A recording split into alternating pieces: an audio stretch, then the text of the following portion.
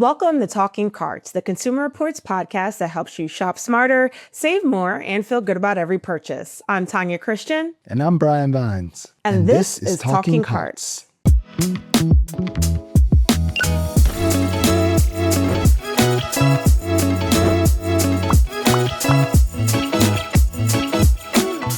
In 2025, the average cost of caring for a baby through just the first year of life, including toys, toiletries, clothing, and diapers, of course, was over $20,000 on average. Welcome to parenthood. Well, while raising a child is the life-changing event of life-changing events, altering sleep habits, social lives, and waistlines, does bringing up baby always have to mean driving down your bank balance?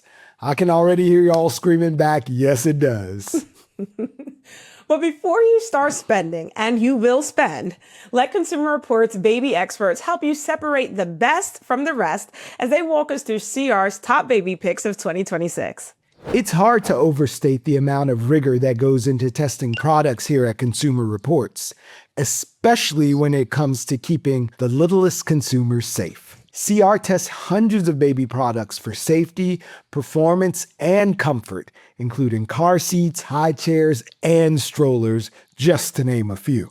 We've been crash testing car seats since 1972 and currently have 128 models in our ratings. Our high chair evaluations utilize 62 pounds of force in 5 consecutive harness strength tests per high chair. And when it comes to stroller testing, well, we'd rather show you than tell you.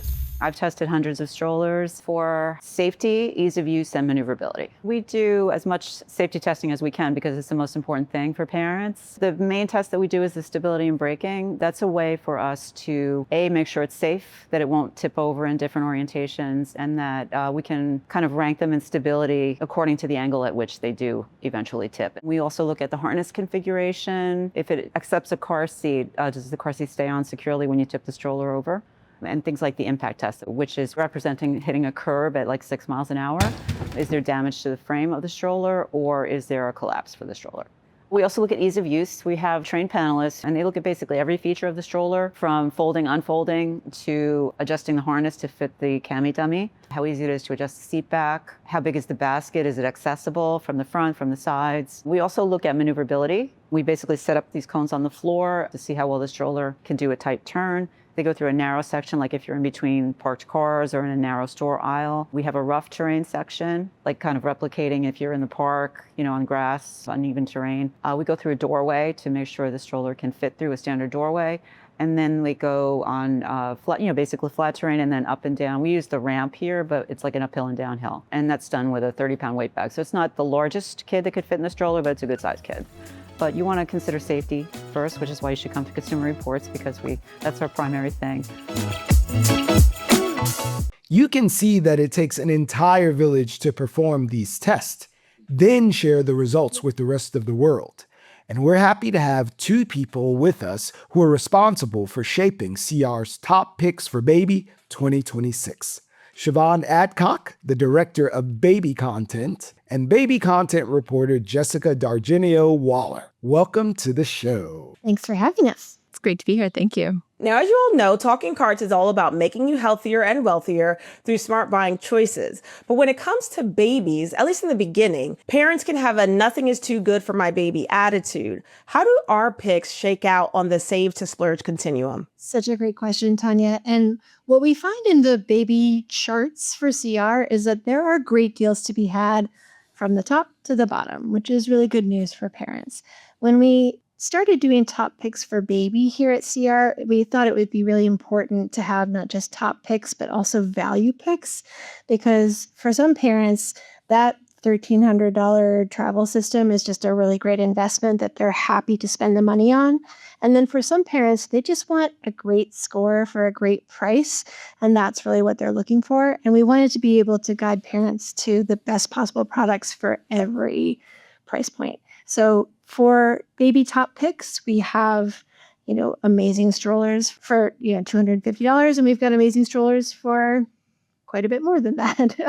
And you can find, hopefully, something that works for your family's budget, depending on where you're at. I'm just very nosy. Quite a bit more than that. How high does a stroller go? And I put on a special hat for this week's episode. You can see my dog is my child. So I just want you to all know I'm coming at this from a place of like benign ignorance. So please, like, lay it on me. What is Yeah. an expensive stroller? It's such a great question. And, I live in a city where your stroller is your car for the first few years of your kid's life. So some people are spending serious money on their stroller because it's your primary mode of transportation for you and your family for years.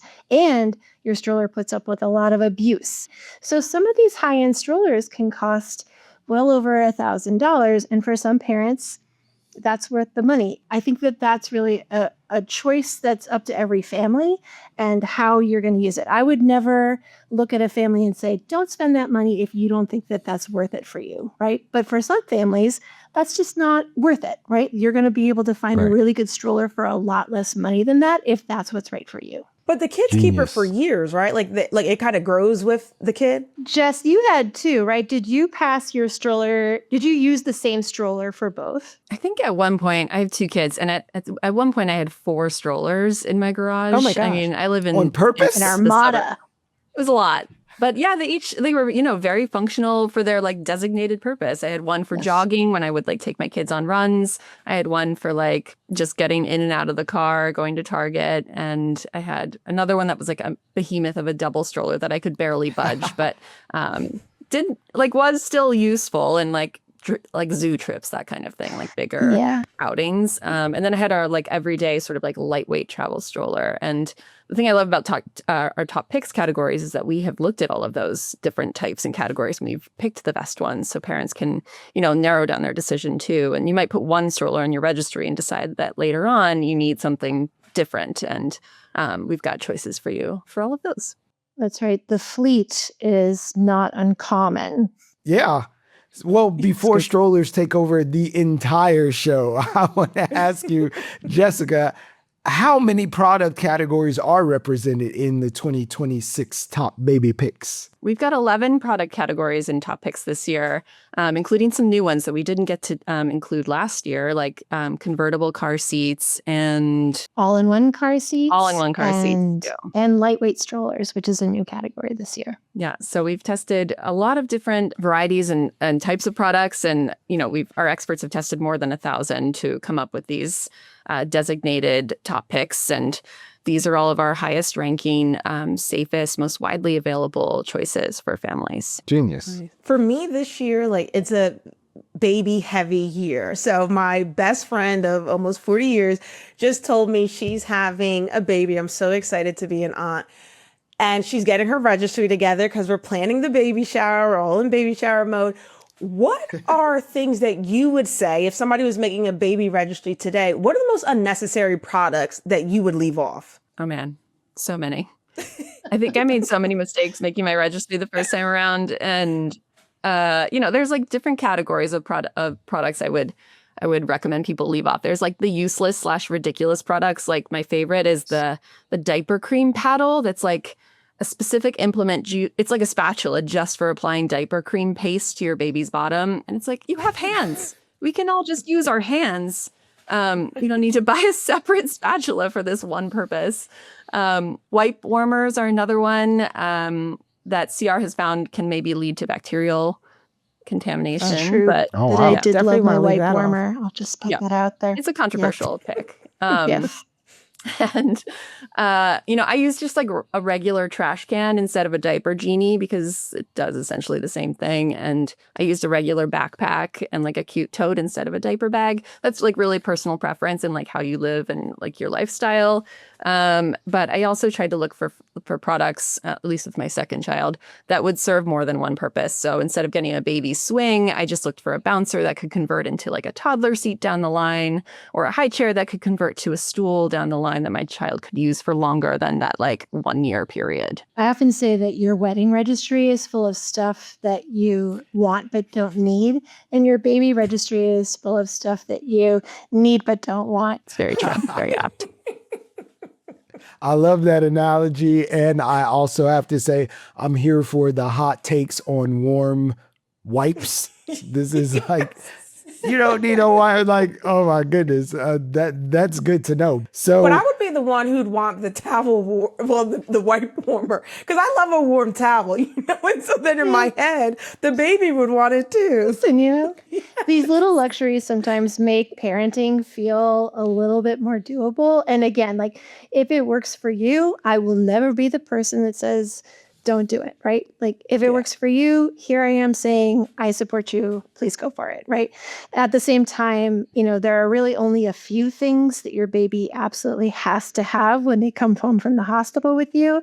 And that's, a car seat and a safe place to sleep and, the love and support of, a family, right? And that's it, right? And so, in some way to feed. So, right. So we have those things figured out and, you guys are going to be okay. So that's really also, I think, where hopefully Consumer Reports testing and independent, rigorous evaluations can help make some of these sometimes bewildering choices a little bit easier because they can all feel like a lot.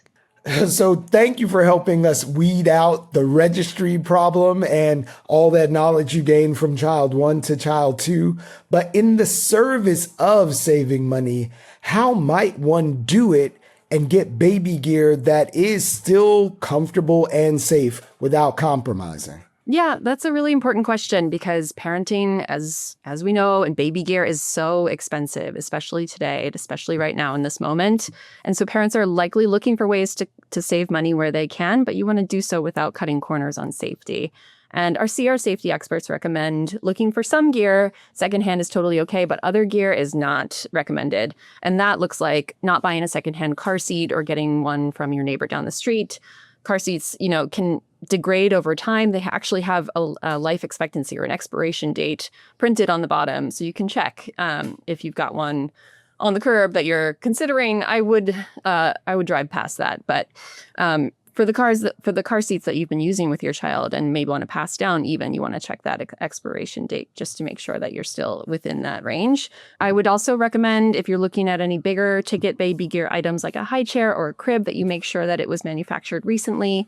For cribs after 2011 and for high chairs after 2019, that's when new safety standards came out that make those items much more safe and more sustainable for the long term. So making sure that also if you are getting any used baby gear, you're checking to make sure you have all the parts, you have the manual, or you get it from the manufacturer. You check the cpsc.gov/recalls website to make sure that there's no active recalls or safety warnings on the gear you're considering as well.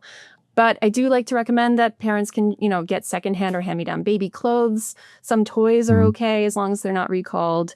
And books, of course, are always a super safe secondhand option too. Those are all great tips, Jess. And in addition to kind of balancing the secondhand versus new question for saving money, remember that actually filling out a registry and using registry completion bonuses can sometimes save you money. Allowing your friends and family to help you out can help you save money. And making sure that you are shopping for comparison shopping, comparing prices can save you money.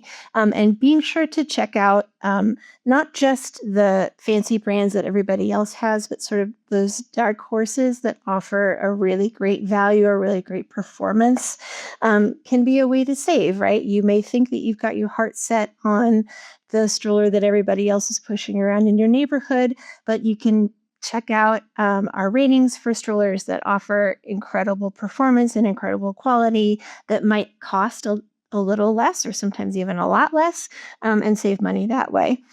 So our value picks in the top picks for 2026 are a great place to look for ways to save money on high-performing baby gear across all of the categories that we've tested. Wait, you said registry completion bonus? They give you a bonus if people buy all your stuff? They do. Some of them do. Really? Yeah, it's pretty cool. Nice. Yeah. So that's one way that retailers actually incentivize people to create registries on their sites. So if you manage to get all of your registry gifts bought from the registry site that you signed up on, you might get a gift card or some kind of bonus. So something to keep in mind. News you can use. Yeah, like how much are we talking here?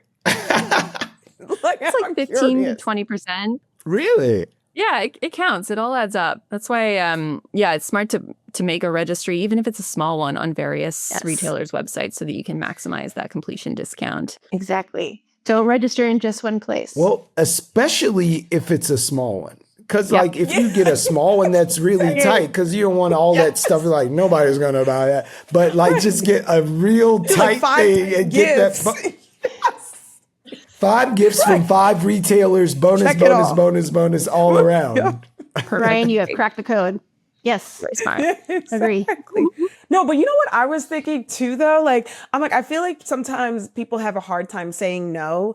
And, if you have like an heirloom high chair or crib or, something that people have passed down generation after generation, and you're kind of like, was that made before 2019? We actually don't want that. We want to make sure that things are safe, but that might be hard to say. Any tips there? It's so hard, right? And you can, right, like just kind of say it with love. Like we know that this comes from a place of love and a place of care. And that's why actually we're going to just kind of check out whether or not this is still safe to use. If it's not still safe to use, we can still keep it, like a gorgeous vintage high chair. Like that's a lovely decorative piece, but that's probably not something that you're going to want to put a toddler in because rocking, falling over, those actually account for a high number of safety incidents every year. And knowing that, like, are there some baby products that we should absolutely stay away from? Maybe not destroy the vintage heirloom piece, but that you absolutely shun or run away from. If it's in a thrift store, if that family member pulls it out the basement, like you have to have this. Yeah. Tanya, this is exactly the stuff that we obsess over so that you guys don't have to. Yes. There is a long list, I'm sorry to say. Jess, do you want to start? Sure. Yeah, I can start.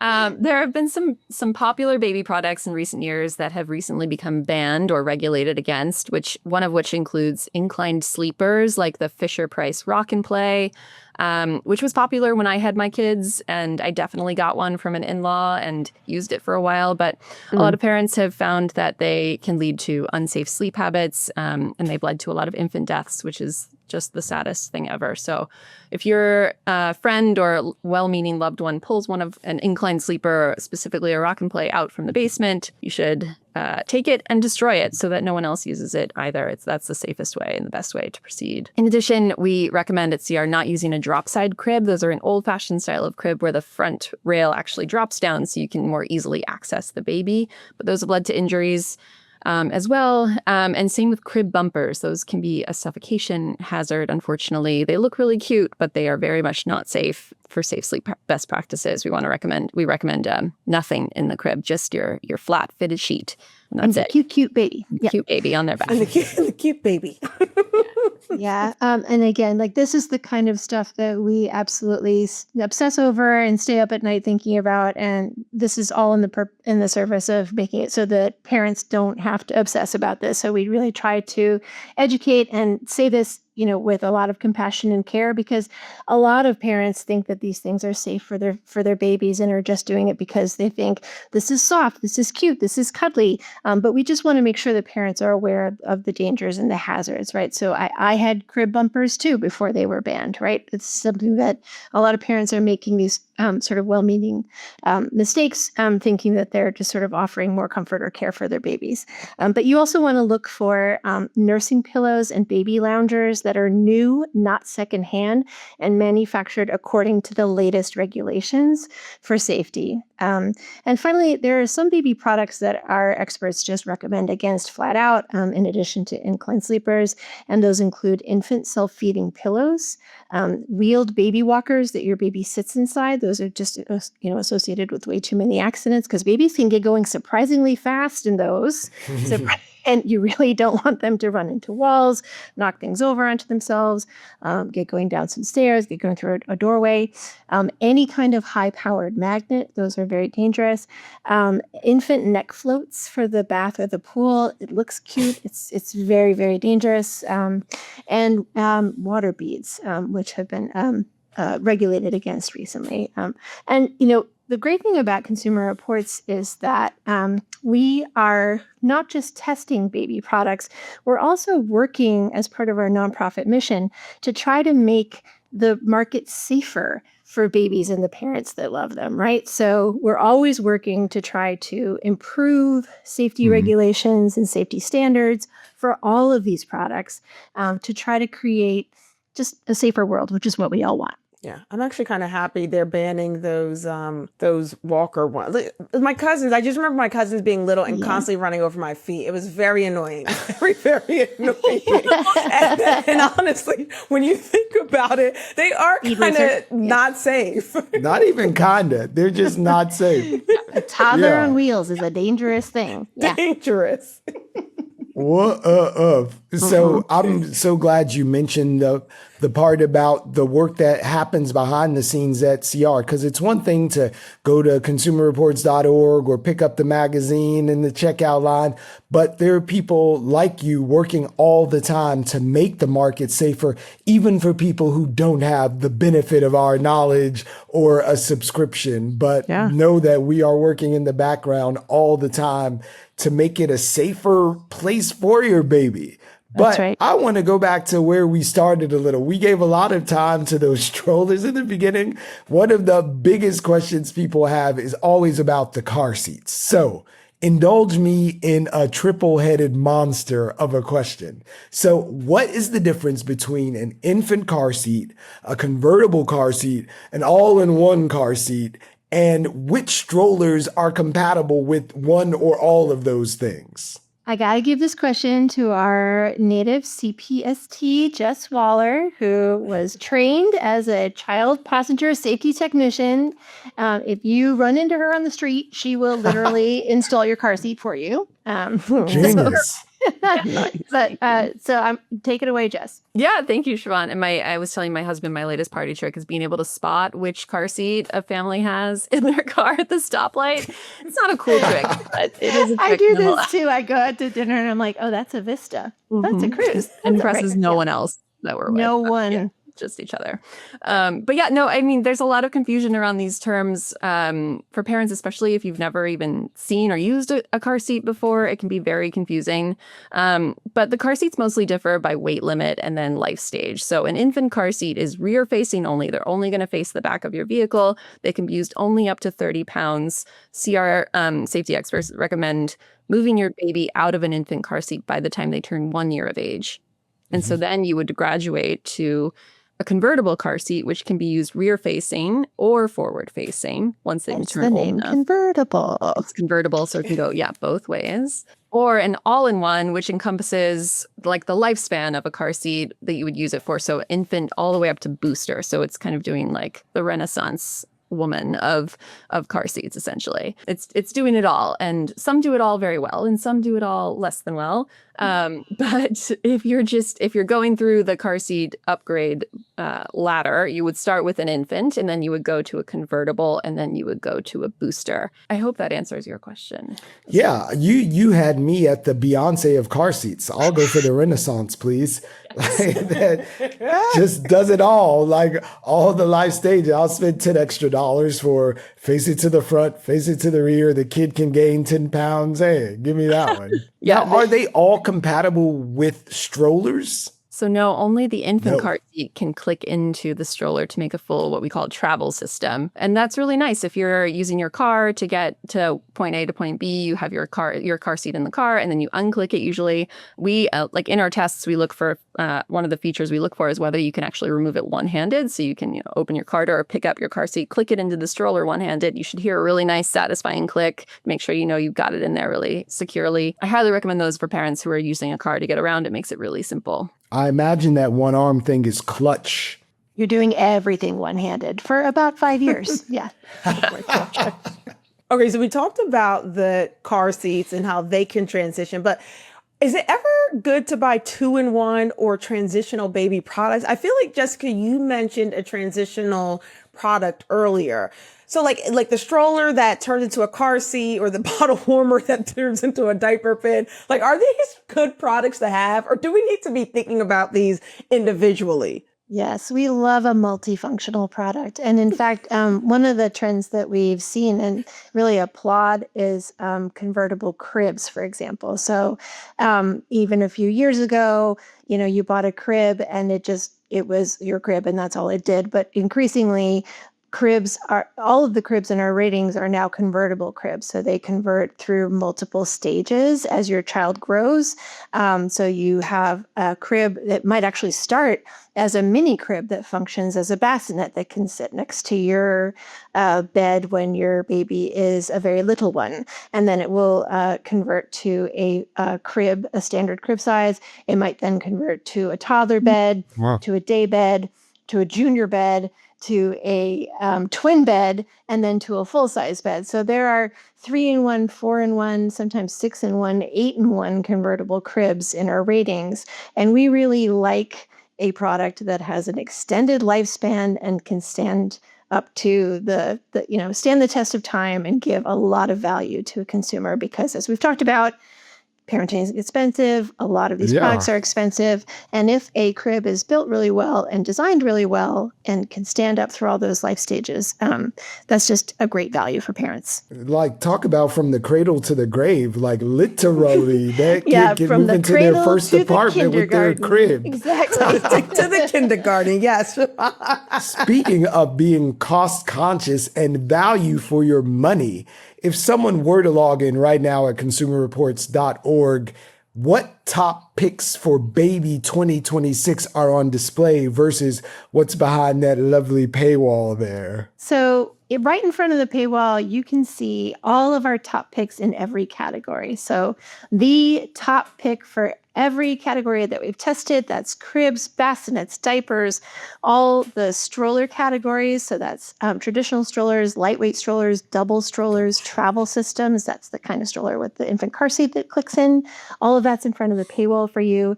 All of our car seat content is always in front of the paywall because it's a life-saving product. And we believe strongly at Consumer Reports that life-saving products should be free to everyone to access at all times. So all of our car seat content on cr.org is always free for everyone at all times.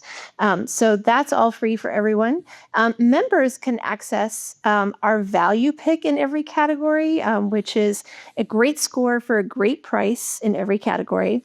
And then we also picked in every category an expert pick. And this is just a product that we think is doing something really well or meets a really specific need. So for some people, that's just, I want a really great jogging stroller. For some people, that's, I want a really great, I want a diaper that's total chlorine free or elemental chlorine free. For some people, that sustainability angle is really important. So we picked an expert pick in every category that we think represents either it fits a need that a lot of parents have, or it's just doing something right that we liked a lot.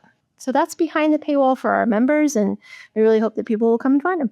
Yeah, absolutely. One of my favorites is the expert pick for, I think it's the all-in-one car seat. It's a rotating car seat that has a magnetic harness. So we determined that it was probably one of the easier car seats to harness your child in, and it's a really good fit if you've got a squirmy, wiggly toddler who doesn't like to sit still. Some babies hate their car seats, and it becomes a whole thing. This one makes it super easy. It actually spins the car seat toward you. You can buckle them really simply. It's like a magnet, so it happens in a split second. It's really pretty cool. Anything that makes that easier. The struggle is real. Genius. Well, the struggle is real. We are going to leave it right there. We know the struggle is real, but we also know that the two of you and the team at CR make that struggle a little bit less. Thank you for all the work that you do, staying up, thinking about these things so that it's one less thing that we have to worry about because Consumer Reports has it sorted. We appreciate the work. Thank you so much for having us. It's great to be here. Thank you. Yeah, it's a true pleasure, and it really is our passion to do this type of work. We loved having you. We We started this episode adding up the cost of caring for a baby through their first year. Hopefully, after walking through CR's top picks for baby 2026, we all feel a lot more confident about how to make smart buying choices without compromising on safety. And to get the full breakdown on all the featured picks, head over to consumerreports.org. Remember, you can unlock our value pick and expert pick in each category by becoming a member. It's 90 years worth of scientific rigor for less than a month worth of baby wipes, roughly. That's all the time we have for this episode of Talking Cards. Thanks for listening, and we'll talk soon. Bye now.